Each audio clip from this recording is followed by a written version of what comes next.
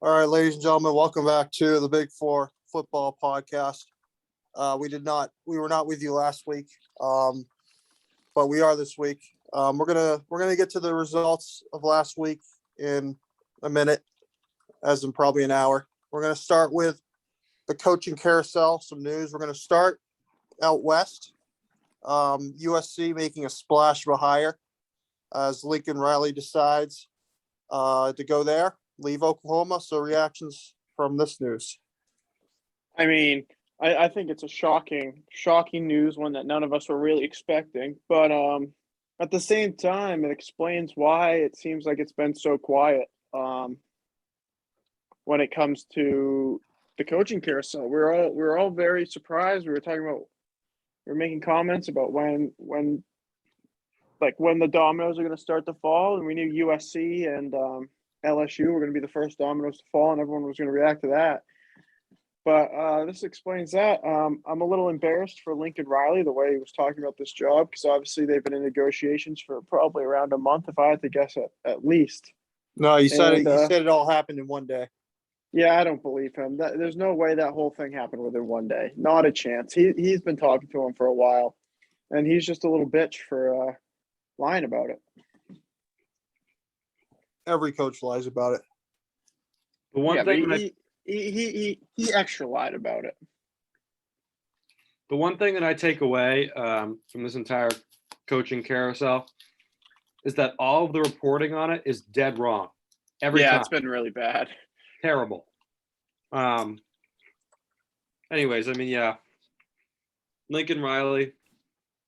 Obviously, this is devastating news for the University of Oklahoma. I was talking to you guys about this the other day. I think they're going to turn into the next Nebraska.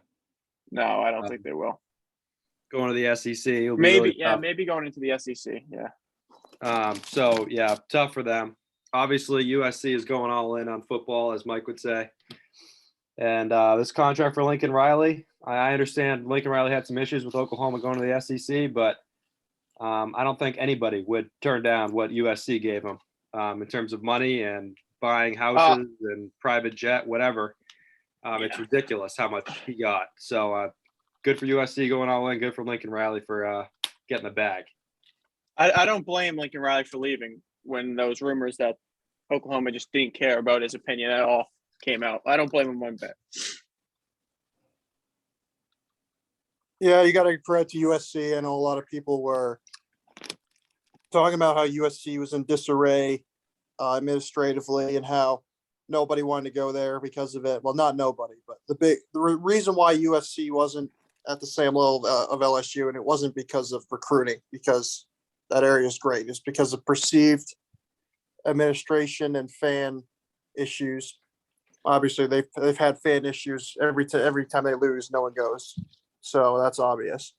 But yeah, I mean they've struggled with their last couple hires, but I think they got this one right. I think. Really? I mean, who wouldn't say they got it right? It was a great hire. He's half of Lincoln Riley's recruiting class is from Southern California. That's one of his main areas that he loves to go to. So might as well go there. He's going to build a fence around the LA, and UCLA doesn't even recruit the same type of players because Chip Kelly just decided that he's not going after these big guys. So it's going to be him. He's the only one there. Maybe Oregon comes down a little bit, but Cristobal is still more of a Southeastern recruiter anyway. Stanford. He doesn't do the West Coast as much. He has to compete with David Shaw. Yeah, I'm sure he's worried about. I mean, the problem Cristobal has is he's a great recruiter, but he's a horrible in-game coach. He just sucks in-game coaching. Yeah, so he's like Ryan Day. No, Ryan Day is the other way around. Horrible recruiter, obviously, but he's a great in-game coach. Solid hire. I'm glad that for him that he got Alex Grinch. I think he's to go with him. He's one of the best defensive coordinators in the country. And I think it'll be obviously way easier to get talent at USC than Oklahoma. And he was still getting top 5 recruiting classes at Oklahoma. So, I mean, the sky's the limit for him there. Excitement will be through the roof. Probably the first time USC is really relevant since Pete Carroll. I mean, because they could be good. Never really relevant. If he does it right and brings some recruits over with him, and uses the transfer portal, they could be good in like a year and a half. I think they can be good right away. I think Yeah, they'll next be year. If they, They're really good what next I year. mean by good, I mean like next year, I think they could be competing for the Pac-12 South and the Pac-12 title, and like the year after that, I think they could be competing to possibly sneak into the playoff. Well, I'd love to see their schedule next year if they've got any really tough games. At or- Oklahoma. Don't tell me they actually play at Oklahoma. No. Okay. So, yeah, tough blow for They Oklahoma. play but well. They obviously play Notre Dame, but we'll see what happens there. There's no other big. Well, they play Rice. Yeah, they do play Rice. That's a tough game. Yeah. They play at Oregon State. They're That's a not loss. they're non-conference. They're non-conference next year. Is San Jose State, Notre Dame, and BYU, It's just not. or is that this year? Oh, next year it's Rice, Fresno State, and Notre Dame. So here's what I'm calling. I'm calling right now. USC is going undefeated next year. They'll be one of 6 or 7. Well, they would have won. They would have won Of course, 11-1 this year if they didn't fire Clay Helton. They're going to be the 12th ranked undefeated team, but they will go undefeated. Yeah, that's right. Yeah, they will. I mean, they don't have Oregon. They don't have to play them, and they play at Utah. I mean, look, they get some of the worst teams from the North. They get Cal from the North, Washington State, Stanford, and I guess Oregon State's the hardest team they play from the North. So, and then their non-conference schedule is a joke. They'll be 11-0 going into that Notre Dame game. So that's all I need to know. Just right now, what's the over/under probably for next year? Right, 8.5, 9.5. Over is the lock for wins next year. USC. Saying it right now. All right, so right when we thought that college football was in shambles, probably I would say an even more shocking move. Yeah, I Brian think this Kelly. was a bigger surprise.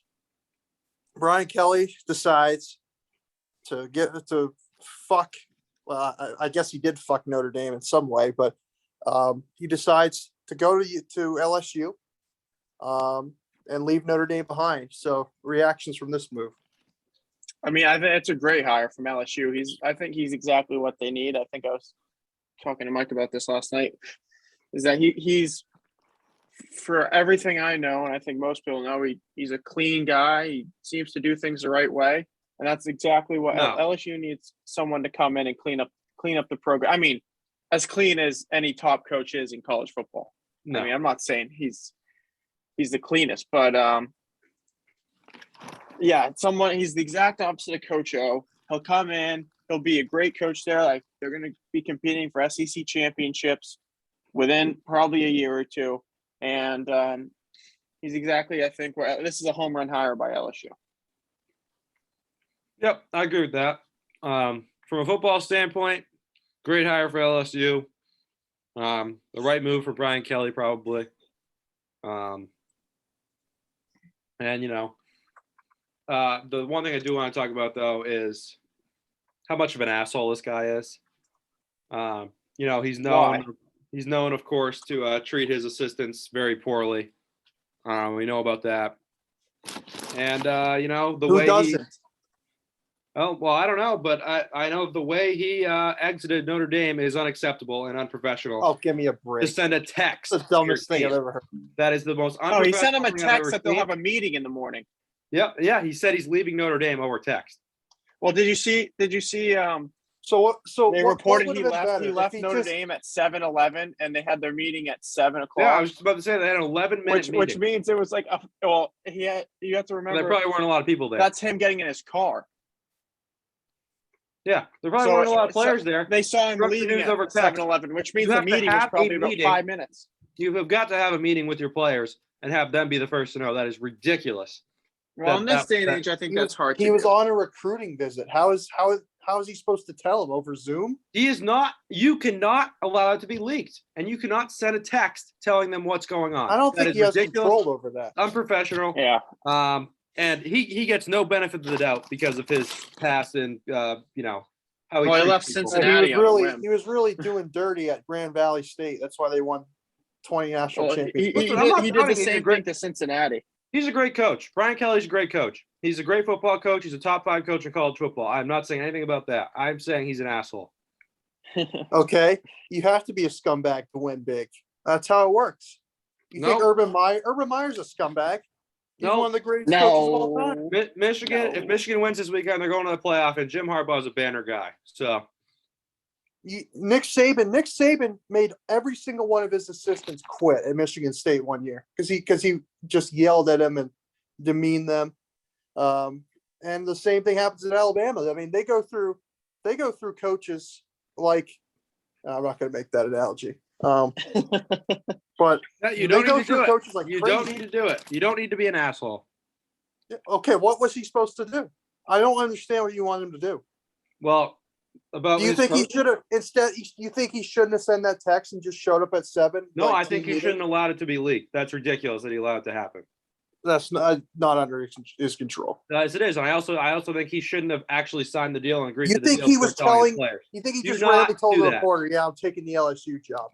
You have got to tell your He players. said it before was unfortunate that it got leaked through the media. No, I don't care. It's unacceptable. It's unprofessional. I don't care how it got leaked. I don't care what happened. It's unacceptable. It's unacceptable. He was on a recruiting visit. Unacceptable. And I'm looking- also, this is a I don't know little if you guys have heard off-topic. this story, but when Robert Saleh and Matt LaFleur were graduate assistants at Notre Dame, we were working for Brian Kelly. Oh, here comes a stupid story. Who cares? And they were invited over to his house, and they thought they were invited over as like a party with the team or whatever. No, he made them shovel snow all night. Who cares? Why? Assistant coaches. Yeah, because he's an ass. What were they? GAs? Yeah. So they're interns. I don't They care what they do were. just do what they fucking say. That's how it works. It's ridiculous that he does that. Well, this is a This is little the way Harbaugh's Harbaugh a treats his scumbag. assistants. That's how Harbaugh's assistants should a be treated. scumbag. No, he's not. Harbaugh turns the other way to Bo and him touching and the inappropriate stuff he did. Harbaugh doesn't believe victims. Could you imagine if Tom Izzo said he doesn't believe the Larry Nassar victims? And this is a little off topic, but when I was looking at Brian Kelly's history, because he left Cincinnati on a whim too, Yeah. but Cincinnati might be the greatest school of all time in hiring coaches. Their last 5 full coaches: Mark D'Antonio, Brian Kelly, Butch Jones, Tommy Tuberville, and Luke Fickell. I mean, Yeah. that's got to be the greatest list of all time. Well, that was at the end. That was the end of Tuberville. He sucked at Cincinnati. I know, that's fair, but he went 29 and 22, over Oh, okay. 500. Not terrible. And well, Butch Jones was good for about a year at Tennessee, but we'll just ignore that. Listen, to get those big name coaches in at Cincinnati is He is a impressive. big That's name. all I'll I'm give saying. you Mike. that. Mike, Yeah. after Kelly sent that text out and that was leaked by somebody, Dan Wolken said that Brian Kelly's a bad person. Dan Wolken's a dumbass. He's the worst. He's the worst reporter in the history of reporting. I forgot what he said something about the Mel Tucker deal, how it was bullshit, and then he came out and said a week later that this cycle no black coaches have been hired. Well, he just ignores the fact that James Franklin and Mel Tucker just got extensions worth almost $200 million. What a dumbass. I mean, give me a break. I'm not going to talk about that. This was an excellent hire for LSU. People saying he's a bad fit are just idiots. No, Because it's not a bad fit. It's just it's not a natural fit you think of. Yeah, I agree with you. That doesn't matter because Nick I agree. Saban. It doesn't matter. Nick Saban I'm just saying. I didn't think coach- that's what people are saying. Nick Saban never coached below the Mason-Dixon line before he went to LSU and won a national championship. Same with Urban Meyer. He was never in the South.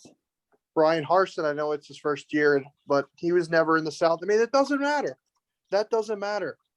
What does matter is hiring the right staff. And I think people are going to crawl over broken glass to be one of his assistants at LSU. Well, they're going to get So- Marcus Freeman back. They'll bring him to LSU.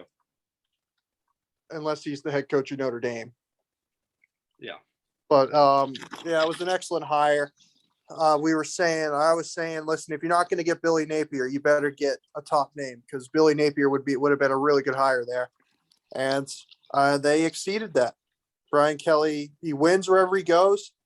What he's done at Notre Dame is really hard to do with the academic standards and the Well, especially too with Lincoln Riley going to USC. Those are the kids you're competing with. Yeah, I doubt that was a factor, but maybe it was. I don't know. And I watched some interview with him. I was watching an interview with him like a couple months ago. He said at Notre Dame you can't recruit like you can at SEC schools for obvious reasons. So I think he's still getting top 5 classes. He's a great recruiter. He's going to go down to LSU and he's going to kill it. No pun intended, because he did kill someone. He's kind of like DJ Durkin. But hopefully he won't do it again. Anyways, so I think we agree on that. Kind of an under the radar hire. It'd be one of the biggest hires in any other year, but Billy Napier going to Florida. This didn't take very long. Florida fired Mullen like a week ago, and they got their guy already. So reactions to this hire.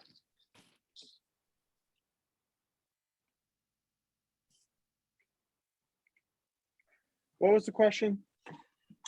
Just reaction to Billy Napier. Oh, I think it's a good hire for Florida. I think Billy Napier was one of the top coaches on the coaching carousel. I think Florida needed to do something. They couldn't wait around for LSU and USC because from their point of view, and I think for most people, we would view them as pretty much on the same level. They're competing for the same players and coaches and everything. So they need to do something. I think, especially because everyone thought Billy Napier would be one of the top guys that LSU was going after, to go after him and strengthen you while weakening. Well, you didn't end up weakening your competition because they got Brian Kelly, but in theory, weakening your competition, I think it was a good hire. Yeah, good hire. Nothing wrong with it. I'm sure he'll do well at Florida, but it's still unfortunate for Florida to have to do this in a cycle where USC and LSU are available. Okay, Florida would not have gotten either of those coaches, so it doesn't matter. I don't know. Lincoln Riley was pretty upset with Oklahoma. He would not have gone to but Florida. Well, it just wouldn't happen. Florida's not a top 5 job. He might have been any other year, but with USC, it's a better job than USC. It's a better job than Oklahoma. I don't think he would have left Oklahoma if it wasn't for that opportunity. I don't care what other job came up, unless it was. He didn't even consider LSU. Like he didn't even think about LSU. It was the USC. I don't think he really wanted to coach in the SEC. Yeah, I agree with you. So I don't think it affected Florida at all. I think Florida got their guy. I think it's a great hire. Now the key for him, he's got to hire a great staff. Obviously, that's going to be the most important thing, and he's got to recruit at a level much higher than what Dan Mullen did. Dan Mullen was in the top 15, top 10 range. Florida's got to be in the top 7 to top 5 range. Yeah, he's got to be top 10, top 5. If you want to compete with these other schools, you got to have players that can. I mean, especially too with Georgia being the best they've ever been, and that's your big rival. That's who you're competing with to win the the SEC East every year. Yep, at the University of Florida, it is not acceptable to have one great year every couple of years and then build up to another great year. You have to be competing for SEC East championships every year. You don't have to win the SEC East every year, but you got to be in contention every year, especially when you look at the teams. You have to make it that it comes down to the Florida Georgia game, and whoever wins that goes to the SEC East is the SEC East champ. And you've probably got to win that 2 out of every 5 years right now. Yep, I agree with you. That's a good number. And here's another thing: is the way the SEC East is constructed right now, you should beat every single other team in that division right now. Yep. And the only competition you maybe have in the future is Tennessee, and if Kentucky can keep this up, but I mean, it might change. Maybe if they go to the 8-8 format, maybe they move Alabama and Auburn to the East, and that would be just a complete crap show. But no, they won't do that. If maybe they will. I think they'll. If they go 8-8, you'll see a total restructure of the 2 divisions, just to even it out more and to even it out more and to make it more geographically right, because like Missouri being in the East makes no sense. I mean, like they're Yeah. one of the most West teams in. You can ignore geography and do a leaders and legends type thing and just try to even it out as That's best true. as That's true. possible. The rivalries and stuff like that. Yeah. So it also depends on what I guess CBS isn't gonna have it, but ESPN wants. and obviously a little off topic, but you'd assume the SEC would go to 9 conference games if they did that, if they got those 2 teams in. I don't know. They might they might stay with 8. They've always liked 8. Okay, so that means I don't think play, I mean, so if you had a non-protected rival, you'd play that non-protected rival once every 7 years. well, Texas A&M still hasn't played all, or it was either this year or next year will be finally be the year that they have played everybody in the SEC. Yeah, it's a joke. In the Big Ten, you play every team like once every 2 or 3 years. Yeah, it's every 3 years. SEC, it's like every 8 or 9 years. It seems like. I mean, it's almost gonna become 2 separate conferences under one roof. Yep. That's what it seems like. I mean, it works because the SEC, 13 out of the 14 teams are bowl eligible this year. That's insane. Well, yeah, it's because they play 8 conference games. It's genius. It's a joke. It's a complete joke. Anyway, other hires, ones we haven't talked about. You can just you can talk about each one if you want. Touch on each one. TCU hired Sonny Dykes. He came in the good hire. Virginia Tech today. Virginia Tech hired Brett Pry, the longtime defensive coordinator at Penn State. Washington I don't know hired, much about him. Decent hire, I guess. Washington hired Kalen DeBoer. Washington State kept their intern coach, Jake Dickert, and some others, if you want to talk about them. All right. The Virginia Tech hire, I think, is fine. I think they kind of got screwed by all the big jobs open this year. Virginia Tech in any other year would probably be a top 2 or 3 job. And but the ACC also has sucked recently, so I don't know how big they could have gone. But I think that's one. Wait and see. Don't know much. Obviously, LSU home run, USC home run. Sonny Dykes to TCU, above average hire. I wouldn't say it's a home run, but I'd say it's a good solid hire. DeBoer to Washington will be interesting because, like I think Mike was talking about it, where it's just a totally different system than what they've been in the past. Even under Peterson, they were kind of a mix between a pro spread on offense, and now they're just going straight air raid. But I think it's overall a good hire. He's a West Coast guy, obviously from Fresno State. Napier was a really good hire, not a home run, but really good hire. The interim for Washington State, I mean, we'll see. I guess that's another. I think that's a decent hire, but it's a wait and see because of. I mean, I'm always skeptical of hiring interim coaches, but I mean, he's done a good job with a. Well, you were a big Clay Helton guy, though. That's true, but that's after he proved himself. After he got the interim job, and we'll see. I think, but for Washington State, I think it's a good, solid hire. You got to stay in house. You stay in house. I mean, he's done phenomenal with the year that they've had, and so I don't think it's bad. But once again, it's a little wait and see. And then the biggest home run hire of the year so far, and of the coaching carousel season right now, has been Georgia Southern hiring Clay Helton. That's the best hire they could have ever made. It's a good move for Clay Helton. Well, how about this? Future FBS program, Jacksonville State hiring Rich Rodriguez. Oh, I mean that would be a good hire, but they're a small time school. Not like Georgia Southern. This is they put their balls on the table and they made a great hire. Well, they're both. Actually, I don't know what conference they're going in. I think it's the Sun Belt. It might be the Conference USA. Well, I'll tell you. You know what the worst hire of the season was? UMass hiring Don Brown. Yeah, I mean, I don't have a big problem with any of these. Like Luke said, the Virginia Tech one, that probably doesn't happen in a normal year, but there's been so many jobs open. As for, I really like the Washington State hire. The players have played really hard for this guy. They were very close to being in the Pac-12 championship game. So I think when you see the players respond like that to a coach, you have to hire him, especially at a place like Washington State.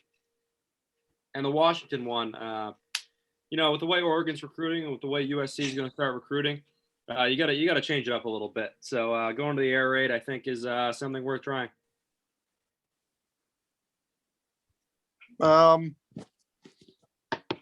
Yeah, I'll start with the Sonny Dykes. I mean, yeah, it's a good hire. I think he's got great connections in the state of Texas. He's going to recruit well there.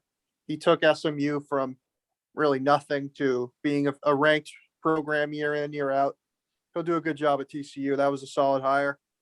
Kalen DeBoer, I really like the hire. He's really done well out there for a while. I know he was an assistant coach there, and then he became the head coach. He's going to be able to recruit out west a little bit. He's going to get his guys in there. They're going to run his specific style. It is an interesting fit, I have to say. I mean, that's not at all what anybody expected. I know a lot of people thought Matt Campbell was going to be in there, maybe wanting that job. I guess they wanted to go a separate direction. Maybe they wanted to go with a guy who knows the area more. Who else we got? Jerry Kill goes to New Mexico State. What a hire. Former Minnesota coach. Brent Pry, I'm not impressed, I have to say. First impressions, I'm not very impressed. He was a very good coordinator at Penn State. The defense was the strength of their team the past 4 or 5 years. But he has no head coaching experience. That worries me. If you're a program like Virginia Tech, you want to hire someone who's got experience. And maybe you're going to take a chance on a guy. I understand that, but I'm a little skeptical there. He's going to have to show it to me. Jake Dicker, same sort of way. I like the hire more though, because I think they found something at Washington State, just the type of offense they're running. I think they got to keep the run and shoot. They got to get a coach who runs it, because they've kind of found their identity there. And I understand that the players played hard for him, but he is an interim coach for a reason. So that worries me a little bit too. But we'll see. We'll see how that works. Rhett Lashley to SMU. What a horrible hire. He sucks. He's going to be a disaster there. I'm just going down the coaching carousel. That's about it, I think. Clay Helton, Jim Mora to UConn. That's a great hire. So I'm just here. I got the CBS.com coaching carousel, and I'm just going to go down what they gave grades for each coach. So Brent Pry got a C+. Brian Kelly got an A. Lincoln Riley got an A+. Sonny Dykes got a B+. DeBoer got a B. Lashley got an A-. Napier got an A. Jerry Kill got a B+. Dicker got a B+. Clay Helton got an A+. Well, Don Brown. Well, we'll get there. Jim Mora got a B+. Don Brown got a D+. D+? B+, my bad. Oh, okay. It should be a D+. Even a D+. It should be is D+. too high. Can you imagine how many points UMass is going to give up when they're running zero blitzes next year? It'll work against terrible Probably teams. 0, because they're going to be playing Maine and Rhode Island every year. Yeah, exactly. Joey McGuire at Texas Tech got an A-. Any other coaches? I think that's it. Of the coaches that have been hired. Still a bunch of jobs still open, but we'll see what happens there. Okay. So Notre Dame and Oklahoma, you can talk about, I don't know, other jobs that are open, I guess, but those are the two big jobs that are open. Who do you think is going to replace the two guys you left there? All right. Well, I'm going to start with Oklahoma at first. I think the big one's been Brett Venables, since he does have connections there. Year over year, he's been one of the most sought after big time assistant coaches. So I think I think that's probably the most likely option. Yeah, But- well, it's been reported, which means it's not going to happen. Right, that's what I was about to say. But with this year, it seems like nothing that everyone thinks is going to happen is going to happen. So I am going to go with. I'm trying to think. I mean, Stoops is going to come in. Bob Stoops is going to just be the interim for the. I mean, I could see him coming back, but I don't think he will. I think he's. Well, Mark Stoops just got a big extension at Kentucky, so I he's don't think growing Mark. up. I don't think they'd even hire Mark Stoops. I don't I don't think so. I don't think they'd hire him. I think he works. I think he's going to be at Kentucky pretty much for his Well, we'll entire see. life. We'll see what Joe Castiglione does. In between him calling Red Sox games, he's got to make a hire at Oklahoma. But I mean, they're in an interesting position because they've got to go with a big time coach, but they also got to get it right. So I don't think they're going to go with a big time coach. My two big guesses. I think Zach Kitley from Western Kentucky, their offensive coordinator, is an interesting option. Jesus but I don't. Christ. All right. Hey, Luke. don't. I was about to finish. I wasn't done yet. But he hasn't been a head coach anywhere yet, so I don't think he's. You're going ready. to hire a coordinator from a Conference USA school. at That's why I Oklahoma. just said I don't think he's ready, but he's a young, interesting option. Who, I mean, it was who even report- suggested him? I did. You just like out of the blue, you just picked a random school, said, "Oh, here's a coordinator." Western Kentucky has one of the best offenses in the country year in, year out. There's It's a reason Western for that. Kentucky. Cliff Kingsbury obviously has been reported, but I'm going to go with Josh Heupel Okay. just because they got to go with somebody random. You have a Notre Dame pick? Oh, yeah, and then going on to Notre Dame, this is my out-of-the-box pick because I think Because Zach Kitley Freeman- wasn't out of a box enough. Freeman, obviously, I think would be the easy way to go, and I think he'd take the job, and it would help keep your recruits there. But at the same time, he is a big question mark because he's never been a head coach. But I think they're going to go with, and this is going to be out of the box, but it'd be just as out of the box as Lincoln Riley leaving and Brian Kelly leaving. I think Pat Fitzgerald is going to leave Northwestern and go to Notre Dame. I was going to say that. Were you? I think it's a good fit Yeah. because the academics. I mean, Northwestern's a harder academic school to recruit to than Notre Dame is, and I think it's they're same area. I mean, they're probably, I don't know how close they are, but I think they're probably an hour away, maybe. Like that's how close it is. Same great area, call. and I think if Pat Fitzgerald was going to leave, this would be the job he'd leave for. Private schools. I wouldn't be surprised. But I think, to be honest with you, I think it's one. I would be surprised if he left, but I think this is the perfect job for him to leave for. yeah. To be honest with you, I think they should hire Marcus Freeman. I think they will hire Marcus Freeman. It'll help them keep their recruits. They will continue to recruit at a high level. Yeah, but that's a short-term thing about keeping recruits. Well, if you want to recruit at a high level, he will do it.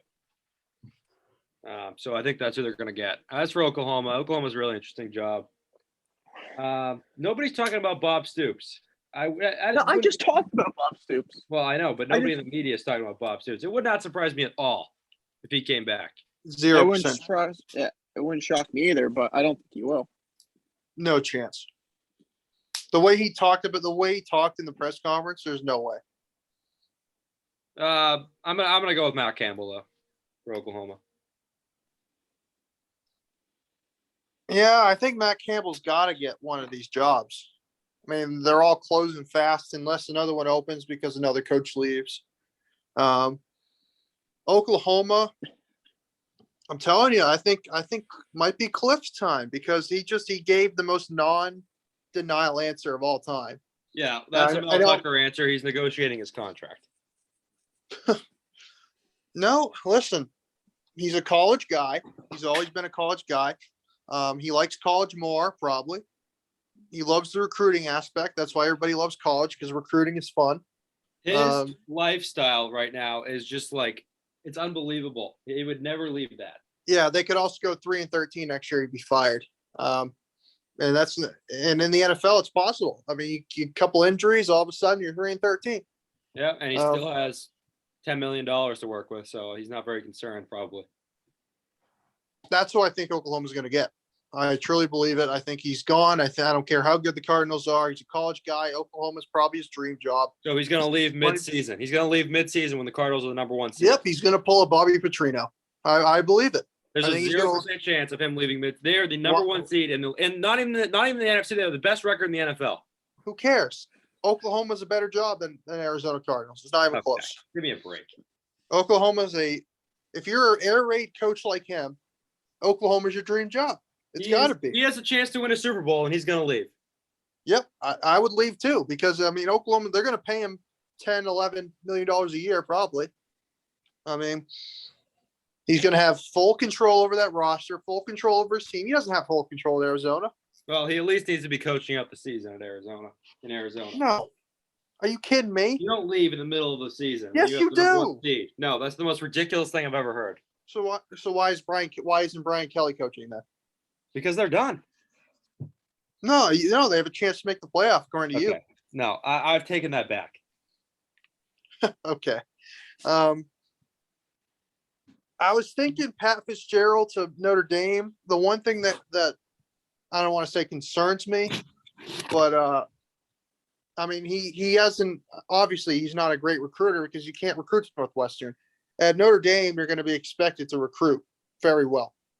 And that's why I think Marcus Freeman might be the answer because he's a up and coming coach. He's one of the best recruiters in the country already. He has upped Notre Dame's recruiting significantly. Even the year he's got there, they've significantly got better recruiting wise. So I think that's the answer. I think you stay in house. He's a young guy. He'll have to learn on the job a little bit, but I mean, a lot of these coaches that are first year coaches, they're going to have to learn on the job. So that's what I'd go with. I mean, obviously if Fitzgerald's interested, you want to consider that because he's one of the great coaches in terms of player development, in-game coaching, schematics, one of the great coaches in the history of the sport. But I think they're going to get Marcus Freeman. And then Matt Campbell, who the hell knows what's going to happen with him? We'll see. Maybe he takes an NFL job. Maybe someone was interested in Maybe him. he goes to the Cardinals after Cliff goes to Yeah, that's right. Yeah, that's my prediction. He's going to the Cardinals next year.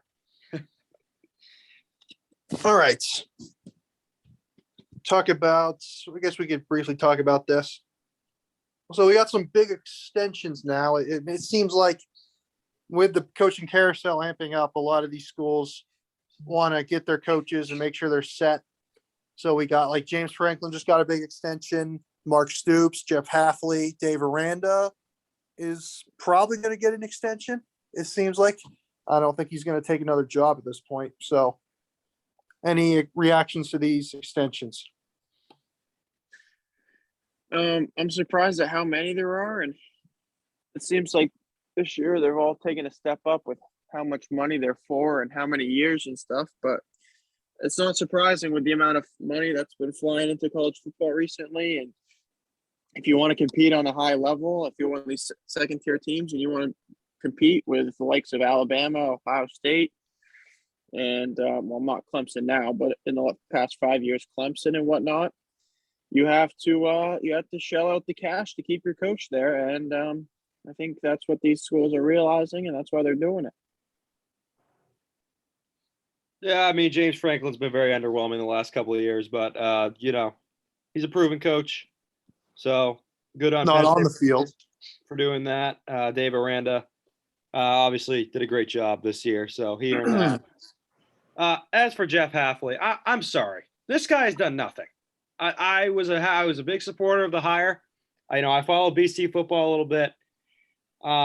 This guy's won 6 games twice. Wow. And everybody talks about him like he's an excellent coach just because of how much energy he has. I mean, give me a break with this guy. He is one of the most overrated coaches in the country. They went 6-6 this year. It was an unacceptable season for Boston College. And I don't like this extension at all. He needs to have more pressure on him. No, That's ridiculous. He's been there for 2 years. I don't care. Boston They've gotten worse with him there. It's either give your coach an extension or fire him. Great. They should have fired him then. This is unacceptable. Both teams that he's coached at BC have had injury issues. That's To next get a better year is- training staff. Yeah, seriously, true. it's on him. Hey, I agree, but this next year is the start of when you should start seeing them build. I mean, I don't know what their schedule looks like, but they should. This next year, they should. I mean, they got to get to 7 wins, 8 wins. They need to be a and top then build 25 on team it. next year. It's simple as that. Not next. No, they're not a major job where you can turn it around in 2 to 3 years. Boston they've College is gotten a job worse. that you need They've to build gotten over 4, worse. 5, 6 years. They've not Listen, gotten the worse. expectation is They 7 have. and 5. They've not gotten worse. Yes, they have. They were going 7 and they 5 with the have Dazio. Now they're 6 and 6. They just haven't gotten worse. Yeah, he's choked twice against Clemson. So Yep. okay, I don't think Penn State had a choice. Listen, Franklin is listen. My guy Mike Valenti actually said this on the air, but he said James Franklin game day, coaching wise, James Franklin is the equivalent of a penis with a polo and glasses. He is one of the worst in-game coaches I've ever seen. Chris, BC was 6 and 7 Adazio's last year, and now they went 6 and 6. So That's why he was improvement. fired. They win their bowl game, they're 7 and 6, and he's already improved them. Yeah, he would have still been there if he won the bowl game. But yeah, I mean, recruiting. If you have a money recruiter like James Franklin, You can't get rid of him. yeah, I mean, I'd rather have a money recruiter and a bad coach than a bad recruiter and a good coach. No. I'd Yes, rather 100%. have a guy like Pat Fitzgerald, who is a decent, solid recruiter, but is a great developer and a great coach, than a guy like James Franklin, Not who's in an a awful program like Penn coach, State. especially in a program like Penn State. No, I Well, don't, if he was at Penn State, he'd recruit very well. If Pat Fitzgerald was at Penn State, exactly, because he's. I'm sure a lot of people If want to play you're for if you're a great Northwestern, a but they good to, if can't. you're a good to great coach when it comes to developing players, and when it comes to in-game coaching, you can be that just makes you a solid recruiter instantly, because players are gonna want to play for you. But if you're a great recruiter like James Franklin, but you can't develop talent and be an in-game coach, a good in-game coach, you're screwing yourself to go 9 and 3, 8 and 4 every year. And what do we see James Franklin doing? 9 and 3, 8 and 4 every year. Well, he's the Mario Cristobal of the East. Yeah, he is the Mario. Yeah, him and Mario Cristobal are the same coach for all intents and purposes. Well, Mario Cristobal laps him in even in-game coaching because at No. least he beat Ohio State without a fluke. Mario Cristobal is a joke. He is a despicable coach. No, he beat Oregon State. I mean, has James Franklin ever beaten Oregon State? I don't think so. No, he beat that's Pitt. that's He a beat great his point. rival Pitt. Okay, what is the common denominator behind all these extensions? Is they're all for coaches that have been rumored to go somewhere. So obviously, Well, yeah, 'cause they're good coach. I don't know who would want Jeff Yeah. Haffley. Mel Tucker, even Jeff Haffley. Jeff Haffley's been rumored to go places. Yeah, maybe back down because he's been a Well, I joke. mean, know the- I'm sure Ryan Day would give him $10 million to become his defensive coordinator right now. Yep, exactly. Dave Aranda the same way. He was a hot commodity. So obviously, if you're gonna, the rule is in college football, if you don't want to give your coach an extension, fire him because that's how it works. If you're not willing to give your coach an extension, then there's no point in keeping him. If you think he's the right guy, you give him an extension. That's how it works. And obviously, all these programs think they have the right guys, including BC, including Penn State, I guess. I don't know if Penn State can get a lot better than what they have. Well, they could have gotten Matt Rule. I guess maybe if he wanted to come back. Which all the sources are saying he did, or he's looking at it. All right. You know what's a better pick than Cliff Kingsbury? Matt Rule to Oklahoma. No. And nobody's talking about it. And Matt Rule's team is not going to make the playoffs. So All right. So I guess we'll move on to the game results. The game happened, I guess. Michigan with a resounding win against Ohio State. I know a lot of people were surprised. I wasn't surprised. That's A lot of bullshit. people were surprised. Chris, the what did way I say Ohio when I State walked played. into your? What did I say when I walked into your You house? said you're not nervous. Which made me nervous. All right. So reaction. I said since I we'll wasn't start nervous, with the I was nervous. we'll start with the Michigan perspective. Reactions in terms of the Michigan perspective for the game. I mean, you couldn't ask for anything better. They absolutely dominated Ohio State. They took them to the cleaners. That you're going to the Big Ten championship, even though it's a split title. And I mean, you're now in position to make the playoff. I don't know what more you could ask for. Yeah, I mean, I'll get into the nitty gritty of the game in a second, but you think about where Michigan's at right now. You could not pick a better year for Michigan to be in a position to make the playoff. Well, little brother Cincinnati is going to help Ohio State out. They're going to defend Ohio State. Michigan, they have this week against Iowa. That will not be an easy game, but if they are able to beat Iowa, and they end up as the number 2 team in the country in the college football playoff, the other 3 teams that are going to be in there are Cincinnati and Oklahoma State, 2 teams you're more talented than. Well, there's only 3 teams they could possibly play. Yep, It's going and to the be other team, Cincinnati, Oklahoma State, or Georgia. unless Alabama beats them, but yeah. Well, Georgia. No. But what I'm saying is that if Georgia wins, they're the number 1, and Alabama doesn't make it. And if Alabama wins, they'll be number 1, and you'll play Georgia. Well, the most like if all the favorites win this weekend, the playoff's going to be Georgia, Michigan, and then however you want 3, 4, Oklahoma State and Cincinnati. 2 of those teams are more talented than, and Georgia's been known to cough up and choke all over themselves in the past. And Georgia also hasn't beaten anybody all year. So we'll see what Georgia's made of this weekend against Alabama. No, I don't think we will see. They're going to beat them by 30. Oh, well, then they'll have beaten somebody because they still haven't beaten anybody all season. No, they beat Florida. Anyways, but yeah, Michigan has to focus on beating Iowa. That's going to be a tough game. Anyway, the nitty gritty of this game. It's not. Michigan just dominated the line of scrimmages. Both line of scrimmages. Stroud was pressured for most of the day. He was sacked a few times. He sucks. He's horrible. Ohio State couldn't run the ball.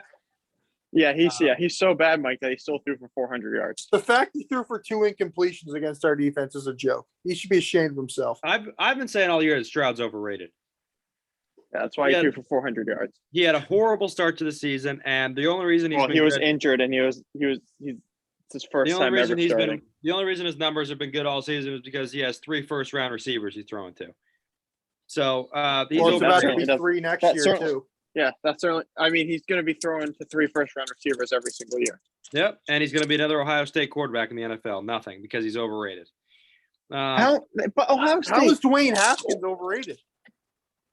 When was Ohio State until the last 3 years has not had really any NFL quarterbacks? Well, Dwayne Haskins was picked in the first round, and he sucks. Until the last 3 years. Justin Fields sucks. Until Fields and Haskins, they have not had any. Unless you want to count Terrell Pryor. Yeah, Terrell Pryor, Cardell Jones, horrible. Braxton Miller. Cardell Jones never even got a start. JT Braxton Barrett. Miller was drafted as a wide receiver. JT Barrett never actually made a roster. All right. Anyways, on this game, Michigan just did exactly what they've been doing all year. They ran the ball. Other than the 1 interception, they protected the ball all day. And it was it was the perfect storm this year for Michigan to win. It was a complete performance.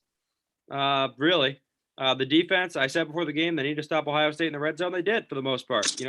Ohio State wore them down a little bit at the end of the game, but the offense was able to get back out there and score every time because Ohio State's a soft team.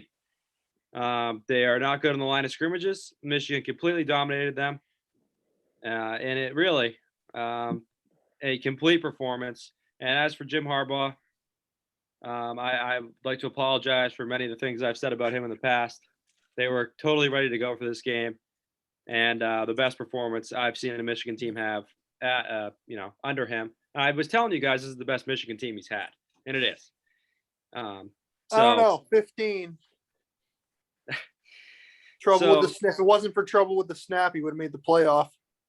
Well, they also got killed by Ohio State. No. That was only because Rudolph got hurt. Okay. Cade McNamara, again, doing exactly what he needs to do to win the game. Made a couple big throws.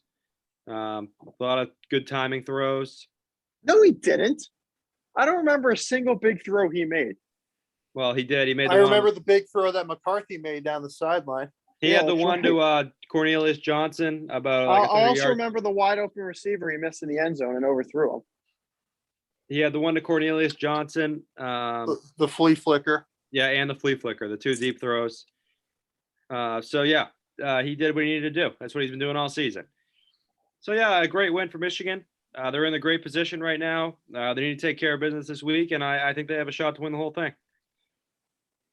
No, they just don't. Yeah, I put $2 on plus 1,000. Michigan win the national championship. I feel pretty good about it, to be honest with you. How much would you win? What was that, $22? I think. Not bad. $2. Good return on investment. Yeah, listen. I'm not going to go all out yet. But anyway, Michigan perspective. This is not your typical Michigan team. And I got to give Harbaugh credit. I mean, what he did in the offseason, reshuffling his coaches, getting new, younger guys in there, it worked. Yeah, Mike McDonald. A shout out to Mike McDonald. He was excellent in this game. Yeah, only because Ohio State didn't go tempo like I was begging them to do all game. And Michigan did exactly what I said they were going to do, or I wanted them to do, was let them dink and duck down the field and stop Ohio State in the red zone. They did it. And Josh Gaddis called a great game as well. I will get to Ryan Day once we talk about Ohio State, but I'll stick with Michigan here. They played with a chip on their shoulder. They played a hell of a game. If these two teams played, 9 out of 10 times Michigan would win because Michigan's the better team right now. Obviously, the snow, the cold temperatures probably hurt Ohio State's passing game a lot. But yeah, you know what else hurt? Got to play through it. Matt Leinart said that this is the best college football environment he's ever seen. So that also hurt Ohio State's chances. You got to keep in mind. I know Michigan fans would say when it rains, it only rains on one side of the field. Well, yeah, that's right. It does. It only snowed for Ohio State. Right. I mean, basically the way they played. And also, the scene at the end of the game. I've never seen anything like that. You've never seen a team That's because you've never seen a Michigan win in Ann Arbor against Ohio State. Well, we're 1-0 in your last one. Ohio State's a poverty program. You should be ashamed of your program. It's a joke. And Michigan threw a party on the field, and it was one of the greatest things I've ever seen. And that picture of Jim Harbaugh and Juwan Howard is the greatest picture in the history of mankind, and is my new wallpaper. Michigan hasn't beat Ohio State in 4 days, so. It's been 731 days since Ohio State beat Michigan in football. Yeah, well, it's been 700. Yeah, well, it's been 4 days since we've lost. Michigan State in football. Yeah, there's the Michigan State fan inserting himself into the conversation again. I'm literally talking, and you talk about stealing my conversation. I'm trying to talk here. Yeah, well, this is my week. My team just beat Ohio State. So we're a basketball won the land grant trophy. We're a basketball school until we lose to Duke tonight, and then no, you're going to beat Duke tonight. Else. Ohio State will beat Duke tonight. Well, okay, and let me say, this is just the Michigan State fan of me. But why is it always the Michigan fans bringing up Michigan State? Every time Michigan does something good, they always have to at Michigan State. Be like, oh, look at Big Bro did something. We aren't adding anything. All we've been doing is trashing Ohio State all week. And all these Michigan State fans on Twitter. Oh, Jordan Michigan Lewis. State beat Michigan. Oh, tuck coming. Did you see what Jordan Lewis said? No, well, yeah. Jordan Lewis is an idiot. Yeah, so did Taylor Lewan. Once again, you see, here's what happens. Taylor Lewan will talk shit again before the Michigan State game. We'll beat Michigan again. Then he'll apologize. And then a week later, he'll be at it again because they never fucking learn. And Ohio State's going to have to learn that lesson too, because you can't just put your rival on the mat and just stomp their jersey and act and think you're going to be fine. Because I'll talk about that once we get to Ohio State. Yeah. But I'm happy for Michigan fans. I am. In previous years, I would be furious, and I am furious. But I have some sympathy for them. I know it's been a tough decade plus 17 years for them. I'm happy they're going to win the Big Ten. And I'm happy for the rivalry, for the couple of rivalries that they have. And the Big Ten is about to get very good in the next couple of years, especially the Big Ten East. So I'm happy with that. But, Michigan, they're talented in the right spots. When you have a great offensive line, and I think they do, if you have a great offensive line, you can win. It doesn't matter who's at quarterback. And with all due respect to Mac, the manager, he's no game changer. He does the little things. He does what you need him to do. He doesn't lose you games. Yeah, I agree with that. He played well. He played well enough to win. And I was saying all year, Haskins was your best back. You didn't realize that until late in the season, but you finally did. Give me a break. Haskins he's a great college back. He's been a great college back for years. He leans forward. He gets the extra yards. He's the perfect back for the type of system they run, with the gap running up the middle, 6-7 yards a carry. He's not like Corum. He's not going to get you 80, 70-yard touchdowns, but he's going to get the 6-7 yards a carry, and that's what you need. They were helped with Ohio State's ridiculous game plan, which I'll get to when we talk about Ohio State. But you got to give Michigan credit. I mean, they decided to actually care about the rivalry. And they'd always talk about how they cared about Ohio State, but they never truly hated Ohio State until this year. They never truly put the effort in. They never truly thought about this game coming in. They weren't Ohio State when they were thinking about Michigan, and they weren't Michigan State when they were thinking about Michigan. If you can do that and consider Ohio State your game, then you're going to win it. You're going to win it once in a while. And Ohio State or Michigan was the team that had the bigger chip on their shoulder. They were the more physical team. They wanted it more. It's as simple as that. And Mike, to your point about that, you could see it. I mean, I don't think anybody saw this kind of win coming, but from the beginning of the season, Harbaugh was talking about the Ohio State game before they even stepped on the field. And you heard it after the game. Cade McNamara was talking about how they've been playing them since January. So it was definitely a completely different mindset. Yeah, but they say that every year, but they don't mean it. No. They actually looked like they cared. So that's a hell of a win for Michigan, a game-changing win for Michigan. That's going to help them in many aspects. It's going to help them in recruiting. It's going to help them. Oh my God, yeah, that's what I want. That's what I want to talk about. With Jim, everyone talking about how this changes Jim Harbaugh's legacy, and this. I don't think it changes his legacy, but it helps elevates the future.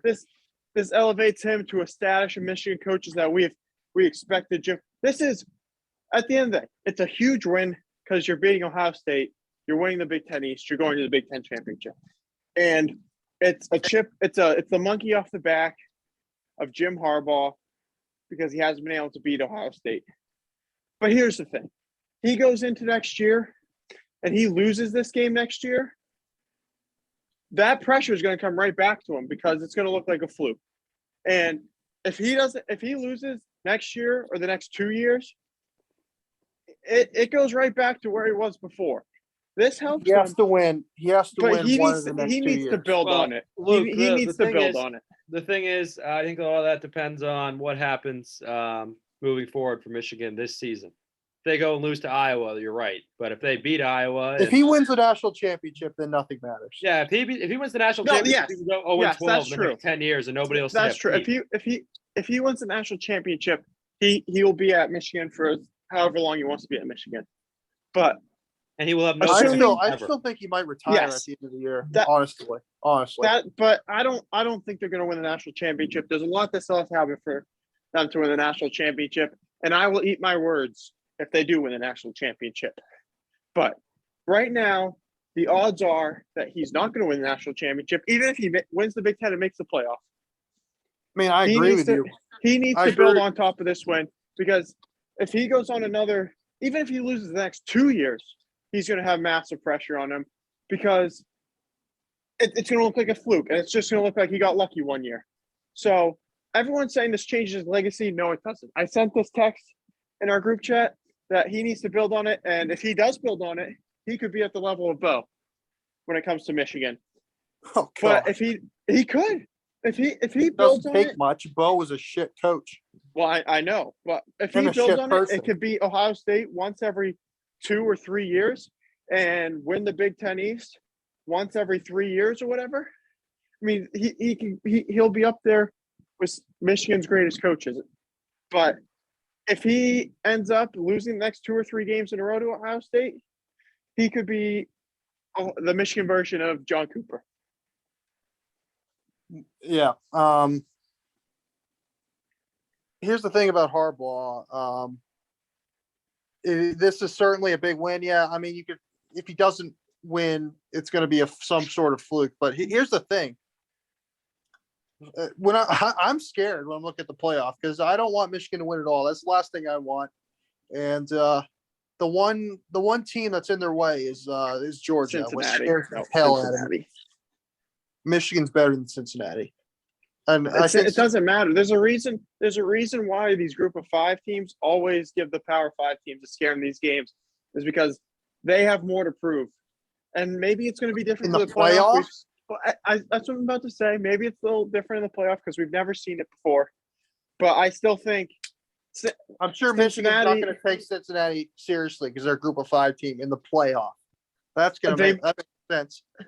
they're going to look. I'm telling you, Cincinnati is an elite team, and they're on the same level as teams like Oklahoma State and Michigan. They are. They're on the same level as teams like Alabama or Georgia, and these top teams. But they're on that Alabama second. sucks. They're on that second tier. I mean, year in and year out, not necessarily just this year. I think this year Georgia. I think it's clearly the top team, and I think Michigan and Cincinnati are clearly the second and third best teams. And then who the hell knows after that? I like Oklahoma State a lot, and I love what Gundy's done with the, I don't want to say lack of talent, but it's not an overly talented roster. But Oklahoma State, I think, is on the same level as. I think they're scary Ohio just State, how Notre good their Dame. defense is. Yeah, I mean, but they got tested by Oklahoma. Oklahoma did pretty much whatever they wanted, basically against Oklahoma State. So Yeah, but their And the defense did enough to win, and that's in college football right now. That's what you need. yeah, that's true. So yeah, this is. I don't think I have a whole lot more to say, but yeah, this is a big win for Michigan. The rivals, the Michigan State, Michigan Ohio State rivalries the next couple of years are going to be great because all 3 programs are going to be probably in the top 15 perennially, at least. It And seems Penn like State's going to be in the top 20 probably. you think in, year out. Penn State has been going a little bit down in terms of their program, but they can get it back. They have the best recruiting class they've ever had coming in, so that's going to be big. All right, so let's go to the Ohio State perspective of this game. It's an absolute disaster. An absolute disaster for Ryan Day and Ohio State. The third time Ohio State's lost in the last 20 years. Given I want to give Ryan Day the benefit of the doubt. I know a lot of people are coming for his neck. A lot of people are coming for his neck because and I think it's hard to disagree with them because it's not only that you lost, it's that you got absolutely dominated on both sides of the ball. It was an embarrassment. But the reports out of Columbus are that Ryan Day is on an absolute rampage right now, and he's already getting rid of the offensive line coach. He's told Kerry Coombs that he can either coach the defensive backs or he can leave. They've already given him permission to give whatever he wants to any defensive coordinator he wants to bring in, big name defensive coordinator. And so we'll see what happens what he does there. I think it's a big learning moment for him. I don't think he truly understood what the rivalry meant. I think he understood it was a big rivalry, but I don't think he totally understood what it meant. And in the long term, I think this will be good for Ryan Day. I think he's the right coach. This was the youngest team Ohio State's had in about a decade. We were 104th in the FBS in returning talent. So we'll see. Then this offseason is going to be huge for Ryan Day.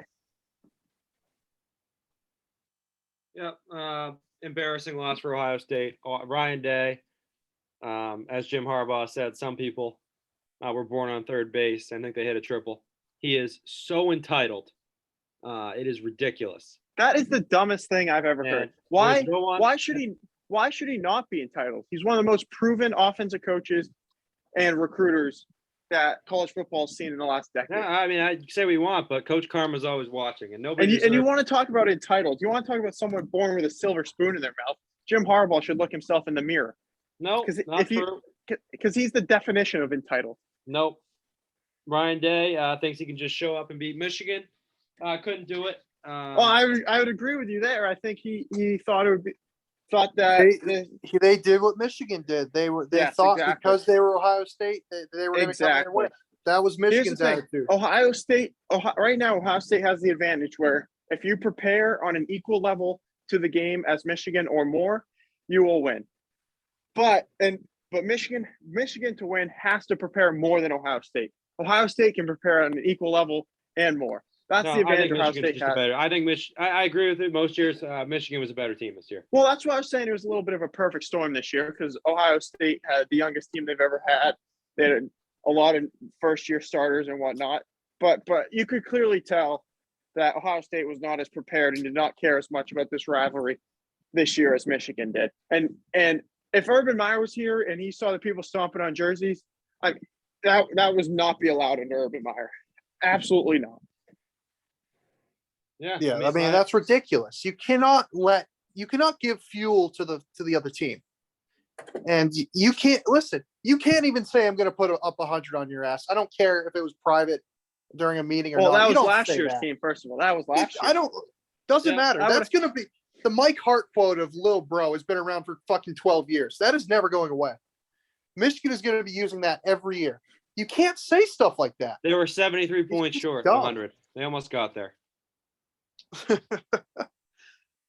Listen, Ohio, that was embarrassing.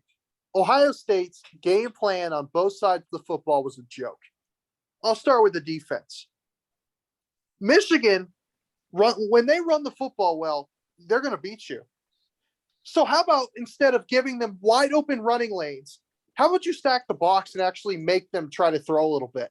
I mean, agree, I have no idea what the hell their able to game stop. plan was. We have one defense, and we I don't care. We haven't been able to You stop the tell run all me year. you can't except put an against extra Michigan State. linebacker in the box. You tell me it takes an entire offseason to know how to put an extra linebacker in the box.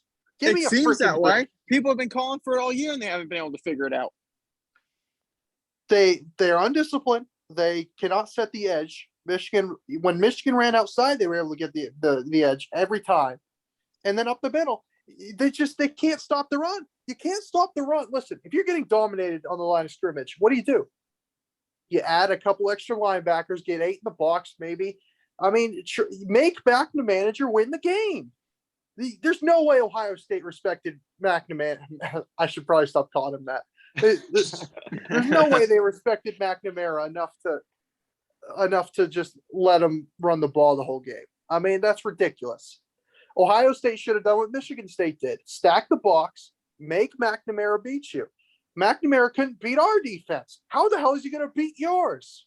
I mean, Mike, I know Ohio State secondary is not very good, but ours is the worst in the country. So, Mike, you remember at the beginning of the season when you were criticizing Michigan for running the ball like every down because they wouldn't be able to do it against good teams? Well, they just did it against Ohio State. They couldn't do it against we're Michigan not a good State. team. They couldn't do it against Penn State. You know why? Because they have functional defensive coordinators. They beat Penn State, and they're in the Big Ten championship right now. Yeah, only because Ohio State decided to run the dumbest game plan I've ever seen. Offensively, that was a mess. Ryan Day, talk about how great of a offensive play caller he is. That was a horrible game plan also.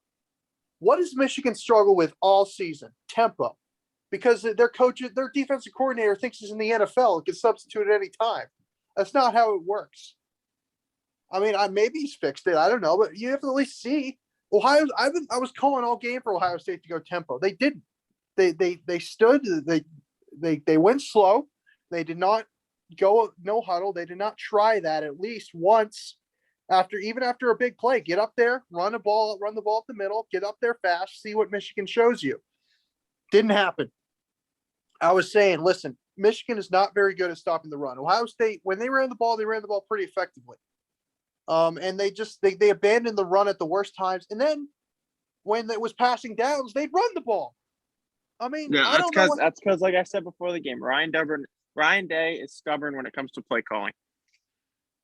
Yeah, well, he's got to be less stubborn because it was a bad offensive game plan. The defensive game plan was inexcusable. The offensive game plan sucked. It wasn't as bad as the defensive game plan. But yeah, I mean, it was brutal. Ohio State could have ran the ball for 250 on Michigan's defense if they wanted to, but they got away from the run. They went to the pass, and yes, the pass worked. Stroud still threw for 350, whatever. He had a great game for the most part, but a lot of it didn't matter because they were down 2 possessions in the second half, pretty much the entire second half. And you just felt like the game was over after Ohio State got the ball to start the second half, and then they went 3 and out, and then Michigan went down the field, scored a touchdown. You just felt like the game was over after that. But yeah, I think if Ohio State stacked the box, did what Michigan State did, I think they win the game because I like McNamara, I really do, but I don't think he's going to beat you in that game. I don't. But Ohio State, they didn't. They let Michigan run all over them, and they got killed. They lost because of it. Just inexcusable for Ohio State. All right, so let's move on to the second biggest game last week in college football, the Land-Grant Trophy. Michigan State, 20 plus players with the flu and injuries and whatever. They still find a way to get the win, get the Land-Grant Trophy win. And we'll see if they can secure it. If all the favorites win, they're in the New Year's Six, but that's still not set yet. So reactions from this game. I mean, huge win for Michigan State. I know it wasn't. I mean, I wouldn't call it a huge game, but any game against Ohio State, any game between Ohio State, Michigan State, or Penn State, two of those 4 teams, anytime that one of those games are being played, it's a big game because those are the 4 teams that have any chance at winning the Big Ten East every year. And those are the teams you're competing with when it comes to recruiting and everything like that. And it was also a huge win to get to double-digit wins.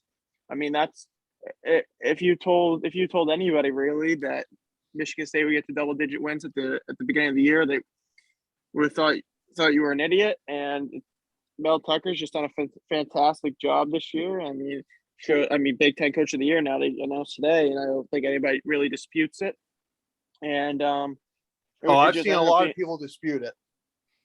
No, people who say Harbaugh they're either Michigan fans or they're not serious. And just huge win for Michigan State, just for everything it means. And I think they'll likely be rewarded with a New Year's Six bowl. Yeah, I mean, good win for Michigan State.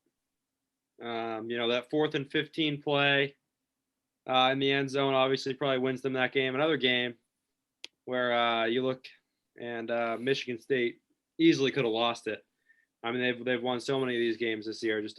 It's a credit to Mel Tucker, the culture he's built, all the close games they've won, and probably being able to sneak into a New Year's Six. Yeah, this was a big culture win because you lose 56-7. You have a bunch of flu going through the team. You have a bunch of injuries. This team could have easily just sat down and gave up to end the year. I mean, realistically, you're not playing for a whole lot when you're 9-2 and you've lost your chance to go to the Big Ten championship. You lost your chance to the playoff, but everybody came out. All the big guys that I thought weren't going to play, they played through it. Kenneth Walker's playing hurt. Jaden Reed's playing hurt. They all played well. Peyton Thorne had a good game besides the pick 6, which is awful. But it's a big culture win because this team could have sat down after the Ohio State loss. But they got off the carpet and they punched back. And Penn State, I know they're 7-5, but it's a very talented Penn State team. And now James Franklin was god awful as usual. He's one of the worst in-game coaches you'll see out there. It wasn't as dumb as what Ohio State tried to do against Michigan, but it was pretty dumb what Penn State was trying to do. Running the ball into a brick wall. Listen, we can do one thing on defense. Let's stop the run up the middle. And what did Penn State try to do? They tried to run the ball up the middle because, of course, they're obsessed with balance. Any coach who's obsessed with balance is just an idiot. That's not how it works. You run a play to get yards. You don't run, oh, we got to run a pass play, and then we got to run a run play because of balance. I mean, come on. Penn State could have threw for 500 in the snow against their defense if they wanted to, but they didn't. They abandoned the pass for some reason. And listen, our defense was opportunistic. We got some turnovers. That was big. Offense played a lot better than I thought. This is a good Penn State defense, and we scored 30 points on them, which is pretty impressive. So, yeah, that was a good win. Mel Tucker, he should be Big Ten Coach of the Year, and he was, and he should probably be National Coach of the Year. This was what was the over-under? 4.5. You go over 6 wins over your over-under. I mean, I guess the only coach that's even close to that is maybe Shane Beamer, because they were like 2.5, and he got 6 wins this year. But even then, and then Jim Harbaugh was 7.5, and they got to 11. So, hell of a year for Michigan State. We're going to see how they improve in the transfer portal. They already got a running back from Wisconsin. I'm not too high on, but I know a lot of people are. He's still a 4-star guy. So we'll see how Mel Tucker works the transfer portal. We'll see how he works recruiting at the end of the year. We got some targets we're going after, but yeah, whatever. Okay. Let's move on to the Big Ten scoreboard here. A couple big results. We got, Friday, Nebraska blowing another lead. Shocker. Yeah, And that was a Iowa- big result just for the memes. Yeah. Iowa defeats Nebraska, and then later on, Minnesota defeats Wisconsin, which gives Iowa the Big Ten championship berth. Purdue kills Indiana 44-7. No shocker there. A little bit of a shocker. Illinois beats the doors off Northwestern 47-14. Unfortunately for Illinois, they won't be going bowling because there is enough 6-6 teams now. There Isn't wasn't that going to be? There's going to be one team that's going to get left out. That was 6-6. Yeah. Just because all the SEC bullshit teams and all it's ridiculous, but whatever. And Maryland clinches their bowl berth with a win over Rutgers. So reactions to these games. Yeah, big win for Iowa, obviously, to keep their hopes alive for the Big Ten championship game going into Saturday. Big win for Maryland. Awful loss for Rutgers. It's not even that they lost; it's that they got absolutely dominated, especially in a game that meant going to a bowl. Big win for Michigan State. We already talked about that. I wasn't totally surprised that Illinois beat Northwestern. I was more surprised at how much they beat them by. Obviously, it wasn't a great year for Northwestern, but it's a classic Northwestern year because the way you have to build a team at Northwestern, you can't be good every year. You have to build it over the course of 2 to 3 years, as Pat Fitzgerald has shown. And like Mike said, unfortunately, they won't be going to a bowl game. But I mean, great first year for Brett Bielema, I would say. I mean, to go 5-7 with the team that he had, and how many weaknesses they had, I think was a great accomplishment. Try to build on that for next year. Indiana, I think, has given up. They just gave up the last couple of weeks of the year, getting absolutely throttled by Purdue. Obviously, Purdue had a great year for Purdue standards, and Indiana, obviously, Chris and I called that at the beginning of the year. They were going to be absolutely awful just because their schedule last year was so favorable and everything went their way. I didn't expect them to be 2-10, but I did not expect them to be good. And then huge win for Minnesota in their big rivalry game, 8-4. I think they end up second in the West, if I'm not mistaken. And so fantastic win for Minnesota. It's a 3-way tie for second. Minnesota, Wisconsin, Purdue. Yeah, but they beat Minnesota. They beat Wisconsin, so they get the 2 second. And they beat Purdue. And they beat Purdue. Yeah, they beat Purdue. The Iowa-Nebraska game, I mean, of course, Nebraska chokes it away, but another lucky win for Iowa. And, they sneaked their way into the Big Ten championship. And what a choke from Wisconsin. They only have to get lucky one more time. I'd rather be lucky than good. I'll tell you that. That's what makes me nervous is that they were I'd really rather lucky. be lucky than good. Yep. And Wisconsin, what a choke from them. They had it right in their hands. They were playing so well, and they completely laid an egg. Embarrassing loss for Wisconsin. And Maryland is going bowling. Just like to say that I called that, and you two can suck it. No, we were both 2 wins off of what we thought. You thought No. they'd be 8-4. I thought they'd be 4-8. Oh, they're They went going 6-6, bowling. So yeah, they're going to the guaranteed rate, whatever the hell bowl. Maybe Yep. the quick lane bowl. Get to play Northern Illinois, hopefully. Yeah, I'll start with Iowa. I mean, I gotta give them credit. They find ways to win. They really do. Nebraska, complete opposite. I think you could easily switch the records of these two teams, and I don't think anybody would be shocked because Iowa is they're 10-2, but they could easily be 3-9. They could be. Nebraska the other way around. They could easily be 10-2, but they go 3-9. I picked Nebraska, of course. I picked Nebraska in most games this year. And they, of course, that's why you're 13 games back or whatever you are. 18, I believe, at this point. But listen, there's more than 18 bowls, so I'll be fine. Yeah, Maryland, solid win. Rutgers just doesn't have the horses to compete with most teams of the Big Ten right now. Shiano's done an unbelievable job to even get to 5 wins. This team should be 1-11 with the amount of talent they have, which is none. Illinois, gotta give credit. Usually Northwestern, when they're bad, they still find a way to win this game. It doesn't matter how good Illinois is. They usually find a way to beat Illinois in the rivalry game, but no, Illinois just stomped them. And I'm a little worried about Northwestern's future. I mean, usually, even when they're bad, Northwestern, usually their defense is really good. It's just usually their offense is just horrible. This year, both their offense and their defense sucks. And I understand they're young, but a little worried about their future. Maybe Pat Fitzgerald bolts for Notre Dame. Yeah, Indiana. Tom Allen's kind of lost the team. Maybe just reset next year. They'll be fine. But they're in a brutal division. I mean, it seems like they're the only team that's trending down. Every other team is trending up, or Ohio State is at the top of the peak right now. Michigan's trending up. Michigan State's trending up. Maryland, Rutgers trending up. Penn State may be trending down, but they're still better than Indiana.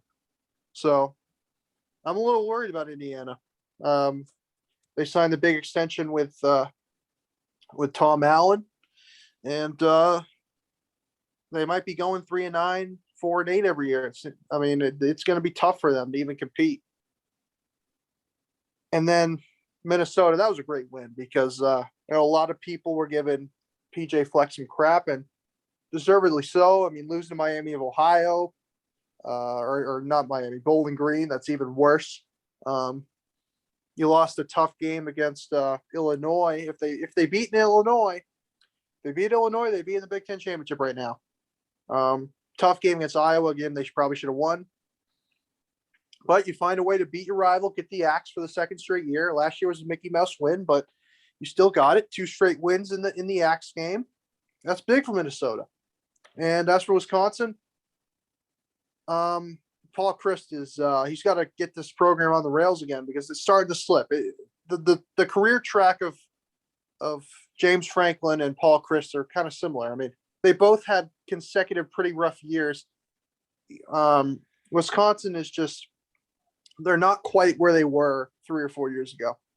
They're not quite there, and I'm not sure if they're going to get back to that. We'll see. I mean, they're still very good, but they're not going 12-0 against the crappy Big Ten West anymore. That's probably not going to happen. All right. So Oklahoma State defeats Oklahoma. They now control their own destiny, it seems like, for the playoff, unless Alabama wins against Georgia. They still control it. Cincinnati will be bumped out. Really? You think so? Yep. So a win. What is Houston ranked? 21st? Something like that. Baylor's in the top 10. Yeah, I guess. Well, they'll drop Houston out of the rankings because Yeah, exactly. all Houston year the drop out. committee has shown that they use the back half of the rankings to justify their front half of the rankings. Yeah, we'll see today. Houston what will be they out of the want. rankings today. Yeah, Houston will drop after a win. this year. Yeah, that's true. They'll probably Exactly. So reactions from this game? good win. Finally, Mike Gundy gets a big Bedlam win. And he finally chased Lincoln Riley out of Oklahoma. So Don't get me wrong. Don't let anybody tell you Lincoln Riley was leaving for any other reason than he's scared of Mike Gundy. That's a good win for Oklahoma State. I think they'll win this week and they'll be in, and that's huge for that program. Obviously, their defense, as Luke said, did just enough to win. Spencer Sanders, he sucks, but he did enough as well. He's an NFL quarterback. Yeah. Yeah, listen, I mean, Oklahoma should have won the game. There's no question about that. They had it. They got screwed at the end of the game. There was a missed pass interference in the end zone. Yeah, they had 100 more yards of offense. They turned the ball over less, and they still lost. And I will say the Big 12 gave them a sending off gift with that no call in the end zone. Good, they deserve it. Yeah, you think the Big 10 was going to let Oklahoma win that game after they said they're going to the SEC? No chance. I mean, it's true. I mean, it was a blatant missed call. And I give credit to Caleb Williams because this Oklahoma team is not great. He did all he could in this game, so I give him a lot of credit. But yeah, Oklahoma State, great win for their program. Will this be the last Bedlam game ever? Yeah, probably. No, not I don't ever. know, I mean, it won't be the same. It won't be in the last week of the year. Will this be the new Texas A&M and won't be played? No. I don't think it will be the new Texas A&M because I think the Texas A&M they don't play because they hate each other so much and they refuse to play each other. I don't think Oklahoma and Oklahoma State are going to refuse to play each Oklahoma other. State hates Oklahoma for leaving. I think I do too, but not to the same level the Texas A&M thing went. I don't think they'll refuse to play each other because they just refuse to play each other. I think they won't play. I think it'll be more like Colorado, Nebraska, where they just won't play because they won't be able to fit each other into the schedule. Yeah, well, that's what Gundy said. He said logistically, they're probably not going to be able to play. Yeah, exactly. I don't think it's going to be because of the Texas A&M thing is more than just the logistics of the game. It's the university boards, boosters. It even goes to the state legislature refusing. It goes deeper than just logistically. Yeah. Yeah, so it was a big win for Mike Gundy. I've criticized him in the past. I think he's a little stubborn. I think he's a little James Franklin-ish at times in game. He's not nearly as bad, obviously. But I mean, there were times I thought Oklahoma State was trying to lose the game, but hey, they found a way. And this weekend was filled with teams breaking along streaks. Michigan defeating Ohio State. You had Washington State beating Washington. You got Oklahoma State. First time since 2012 they defeat Oklahoma. Big win for Mike Gundy. They're right where they want to be. Very good Baylor team coming in. They're favored by 6.5, 5.5. Baylor's got some quarterback question marks coming into that game, but they should probably win, and Oklahoma State will have a good chance to make the playoff. And then if the new Big 12 comes pretty soon, Oklahoma State will be one of the leading teams to maybe take over that league. It'll be interesting to see who fills the vacuum. Yeah, exactly. I mean, Oklahoma State, they're not really a program that goes after these big recruits. I mean, you never see Oklahoma State with a top 25 class. It'll also be interesting, I think, to see the Big 12 could also easily turn into the American or the Mountain West, and maybe be the leading conference outside the power conferences. But they could also, if a couple of these teams step up, they could also stay on the power conference. I think they're going to be more like the Big East was back when it was Power 6. They're not going to be at the same level as these other conferences, but they're still going to be a power conference, I think. Yeah. They're not going to be at the same level. But we'll see, I guess. Okay. Pick a game from this week. First of all, once again, Will Rogers being screwed by his team. And he's going to win the Heisman next year. But the game I kind of want to talk about was Arkansas beating Missouri, just because it wraps up a fantastic season for Sam Pittman and Arkansas. I mean, They went 4-4 in conference, third in the SEC West, 8-4 overall. This and I know Arkansas has some great history. They do, but they've been the bottom team in the SEC outside of Vanderbilt, and for what Sam Pittman has done in such a short time in the SEC West, when you have to play Alabama, Mississippi, Texas A&M, Auburn, and LSU every year, and then you also have to play Mississippi State every year, who isn't as good as the other teams. Well, they have a Heisman winner next year, so next year they will be. But still a tough team every year to play. I mean, you have no easy division games. They scheduled Texas as a rival, beat Texas, beat Rice and Georgia Southern those are games you need to win if you want to make a bowl game at a school like Arkansas. Upset Texas A&M, lost by 1 point to Ole Miss.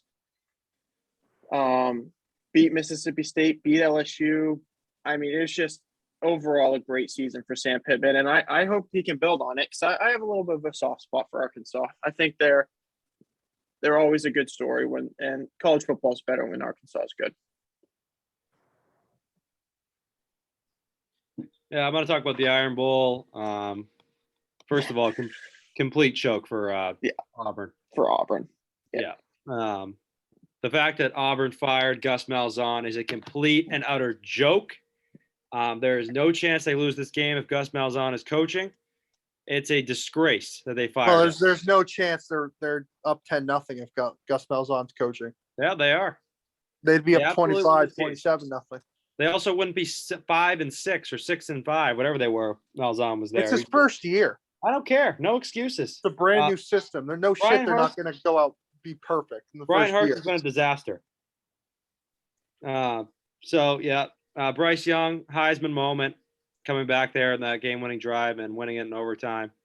No, according to Dan Wolken, if Stetson Bennett has a good SEC championship game, he's going to win the Heisman. He's got 21 touchdowns and 5 interceptions. Bailey Zappi has more than double the touchdowns than Stetson Bennett has. If there was a year for a defensive player to win it, this would be the year if Aiden Hutchinson has a big Big Ten championship game. No, I don't want to see him win it. Will Anderson's the best defensive player in the country. It's not even close. Yeah, but they care about stats. They don't care about who's actually a good defensive player. Okay, and then you have Alabama. They're doing just enough to stay in it. Georgia, it might be close this weekend because Georgia hasn't played anybody. How many sacks does Hutchinson have? And you have to take into account the choke factor. I think he has 13. 16 and a half, I thought. Or maybe 6. I don't know. Will Anderson's got 14 and a half, 85 tackles. But anyways, yeah, Alabama will keep it close because Georgia has not played anybody all season.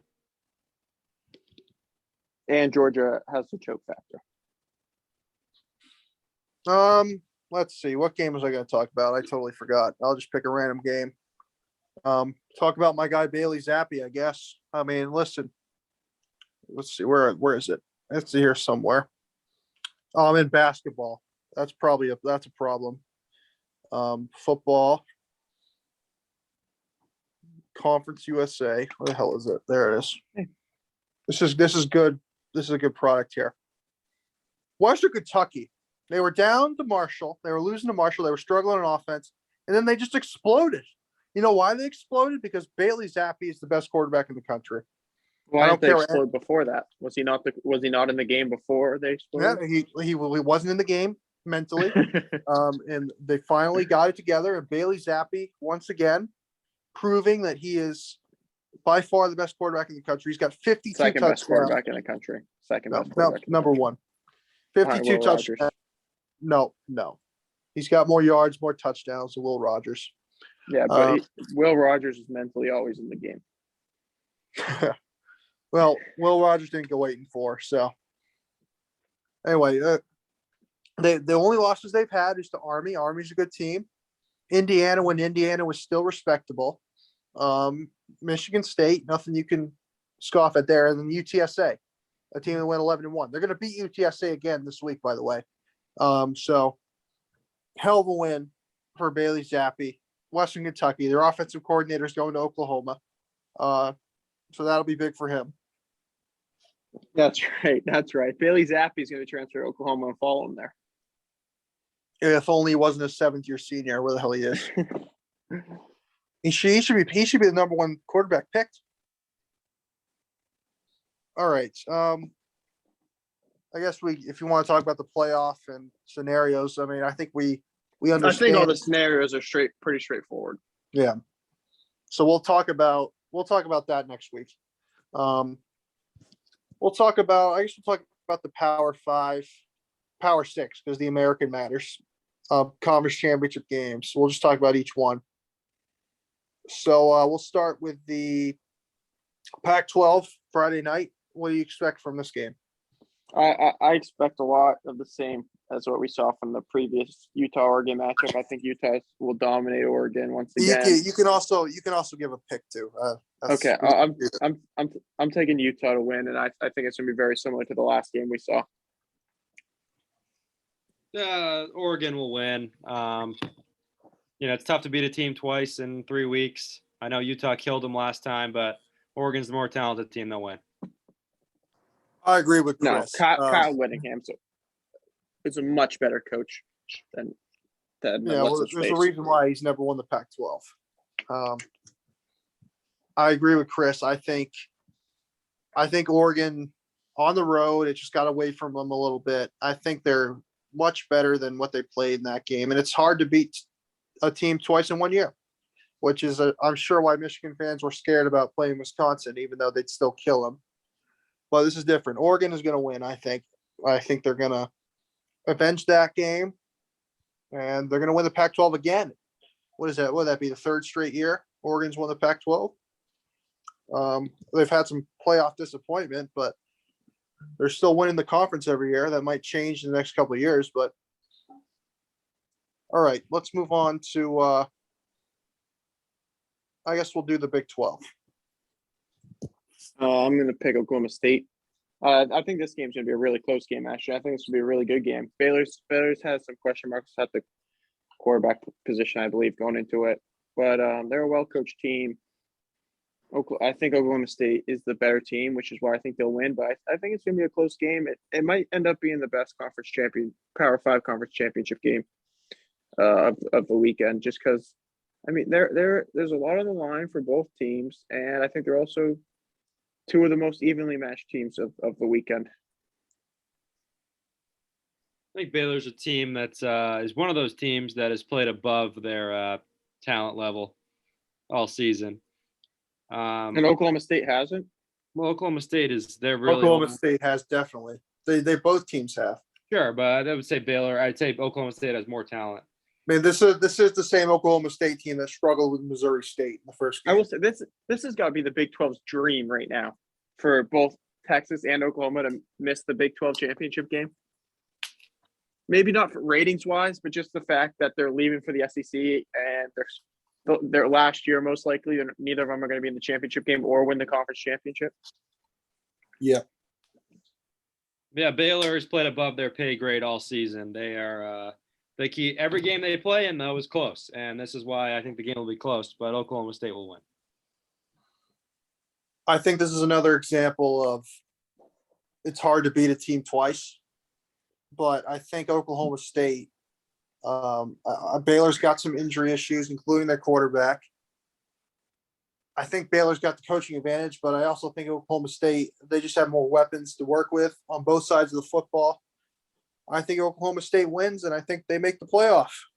I mean, it's going to be a shocker. This is the year of shockers, it seems like. 3 out of the 4 teams that are seemingly going to make the playoff are teams that you would have given no chance to make the playoff. Even Michigan, no one really gave them a chance to make the playoff. And Cincinnati, no one even considered a non-Power 5 school to make the playoff. So, but I think they're going to all do it. All right, we'll go to the SEC. I'm going to take Georgia just because I think they're the better team. But, I mean, like we've said earlier, the choke factor with Georgia. But Alabama just has not been very good this year. I mean, they've been very good, but they haven't been up to Alabama level standards, and they haven't been up to. It's a down year. in playoff standards that we would expect from playoff teams in a normal year. So I just think Georgia ends up getting the job done. It's one of those years where I think it's their year. Yeah, Georgia wins the game, but it's very close. Georgia, as I've been saying throughout the podcast, has not played anybody all season. I don't know how it's possible in the SEC, but they have gotten extremely lucky with scheduling. So they played Auburn. They played Auburn is 6-6. Yeah, that's a bowl team. They played Kentucky. Yeah. Florida.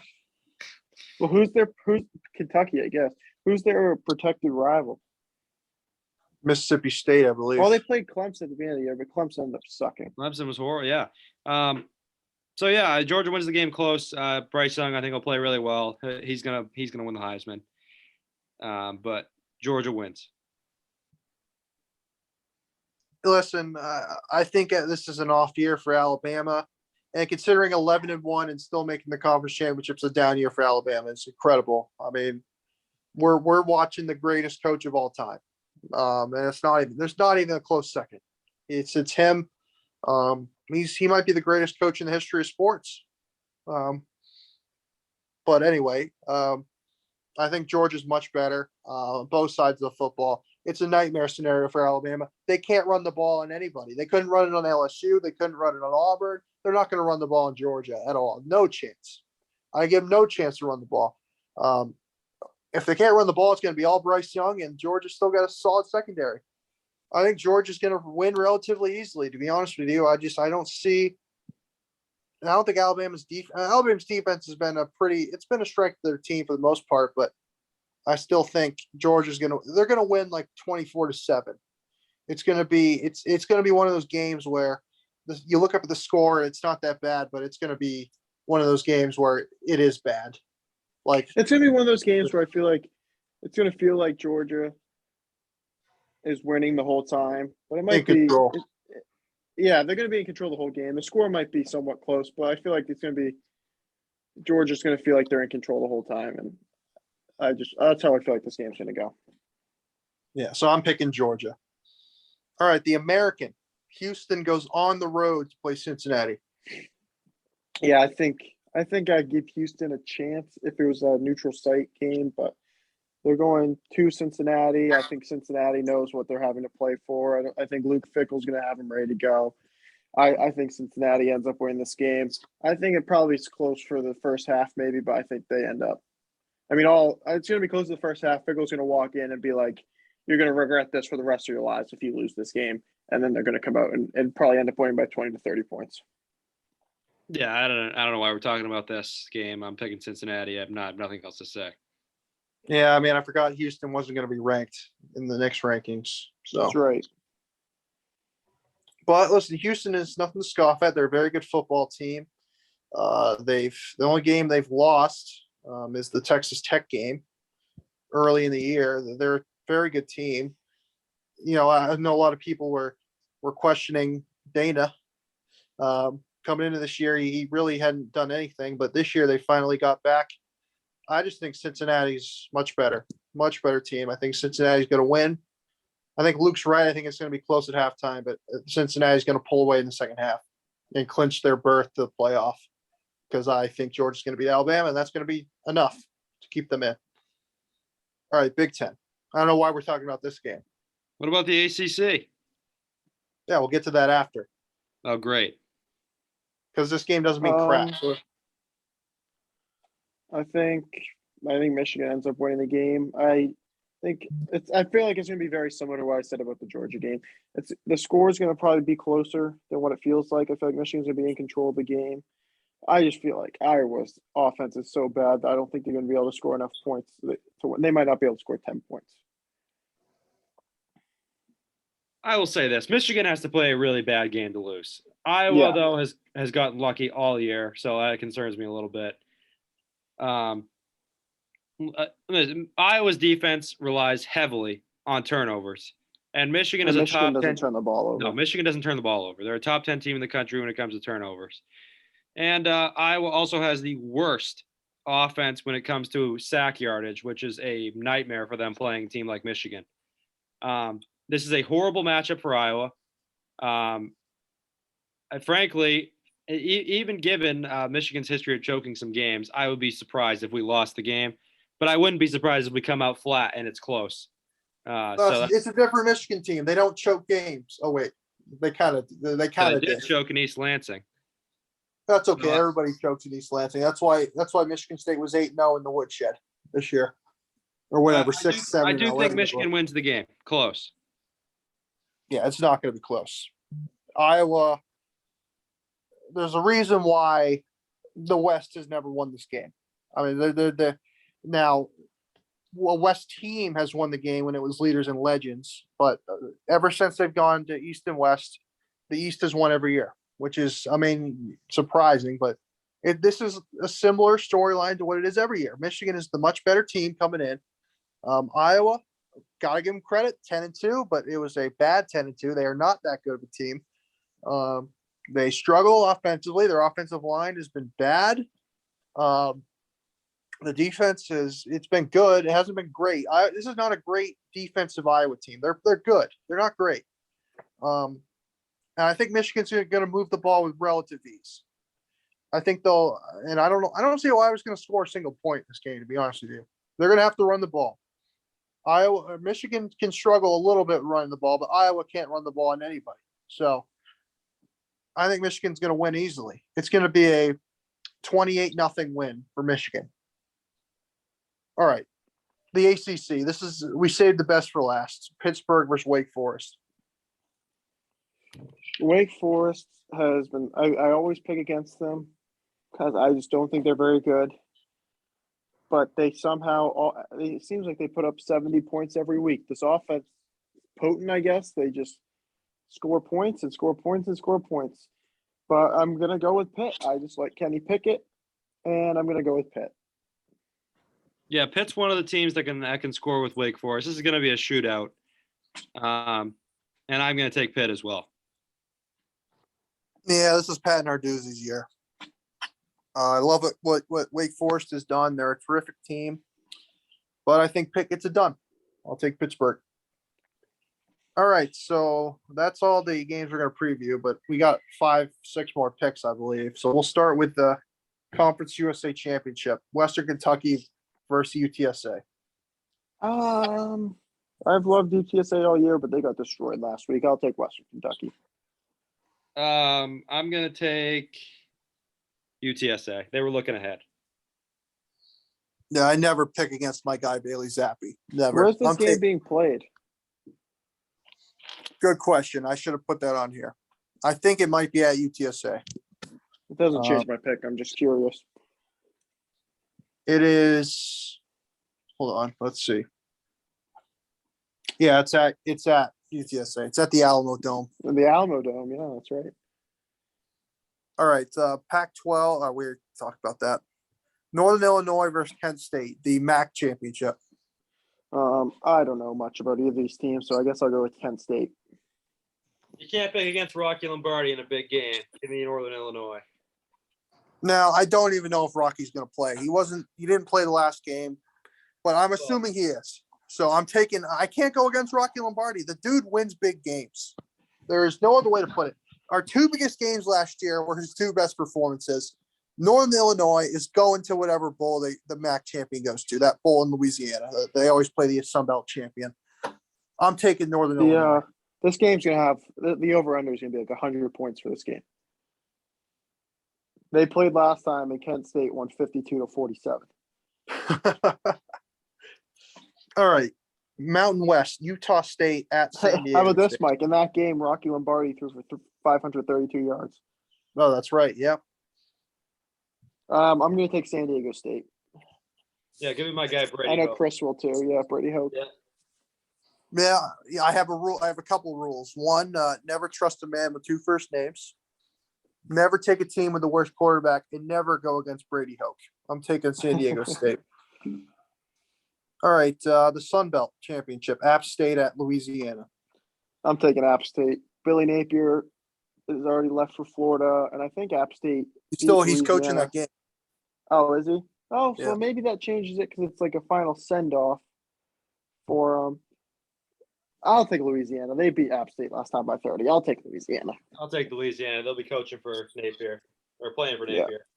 Yeah, I agree. I'm taking Louisiana. All right, so we got one huge game left.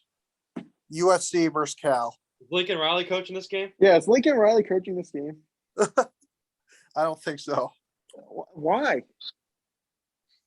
because that's just not how it works. I mean, Is that Georgia allowed? Southern. Georgia Southern hired not Clay Travis. What's his name? Clay Helton. They hired Clay Helton like 2 months ago. He hasn't been coaching. But Lincoln Riley's already been recruiting and stuff. Yeah, but they always let the former coaches Yeah, but just it's coach out. Why would he I'll- want to coach this game? I don't know. Why not? I'll take USC. I'll take. I guess that's true. He doesn't have enough time to put in an offense and stuff. But just be on the sideline and stand there while the other coaches do the coaching. I got USC. I mean, I'm sure he'll be at the game, but I don't think he'll be coaching. Yeah, maybe he'll be in the booth or something. You know, it's been a rough year for Justin Wilcox, but I think he's gotten it more on the rails lately. Tough loss to UCLA last week, but I think Cal's going to win this game.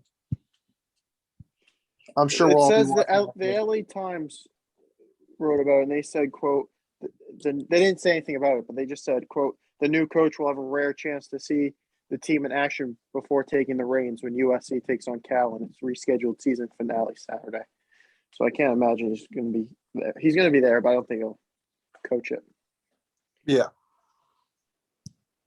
All right, so that's going to do it for this episode of the Big Four podcast. We'll see you for basketball, I'm sure, tomorrow or the next couple days. So thank you for watching.